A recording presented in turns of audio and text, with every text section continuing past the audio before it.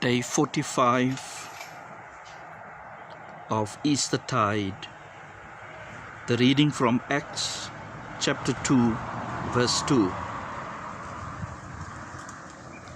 Suddenly, a sound like a blowing of a violent wind came from heaven and filled the whole house where they were sitting.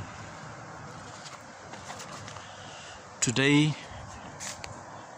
there's a slight breeze, and I'm trying to capture it for you today.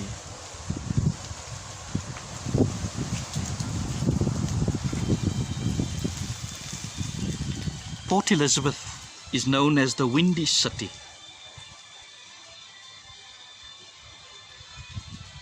And so when you go there, you'll discover what they mean. We can listen to the wind with our ears, feel it with our skin, and breathe it through our nostrils.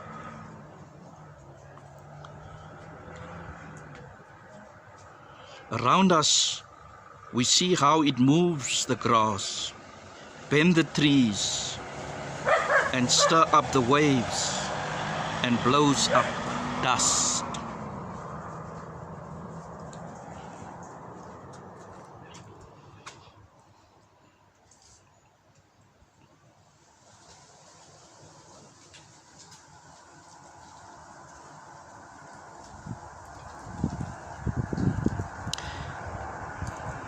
Trevor said as a child, it wasn't long before the wind became something for him that could never be tamed or controlled or manufactured.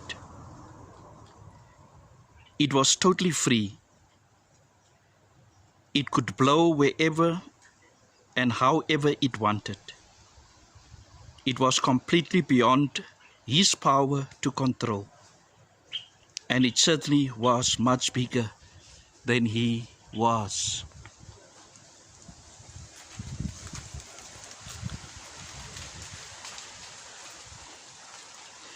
When Luke describes that first Pentecost moment,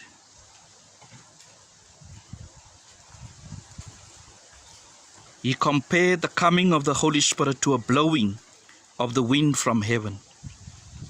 Tom Wright, an Anglican biblical scholar, makes it clear. The whole point of this metaphor is that through the Holy Spirit, some of the creative power of God comes from heaven to earth and does its work right here.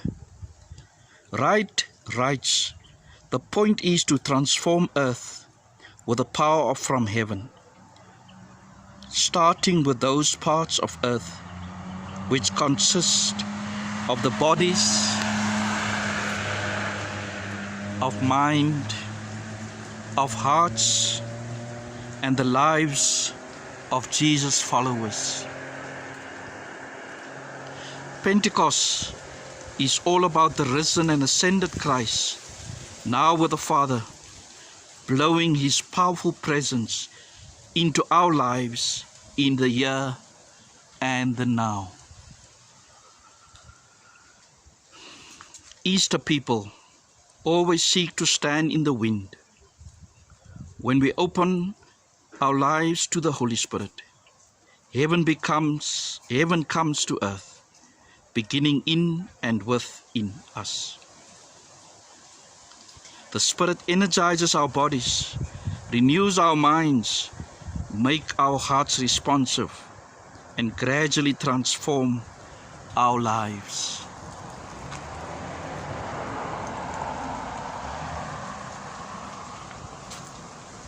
We become aware of the huge difference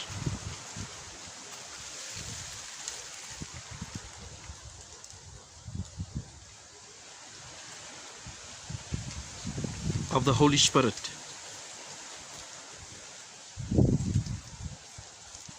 between hawking against the wind and having the wind at our backs.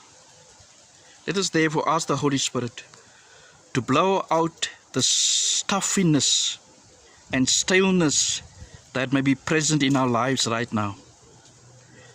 Let us also imagine the wind blowing through our lives, breathing in us a new freshness, cleansing our vision to see more clearly, and empowering us to live as Jesus would if He were in our place.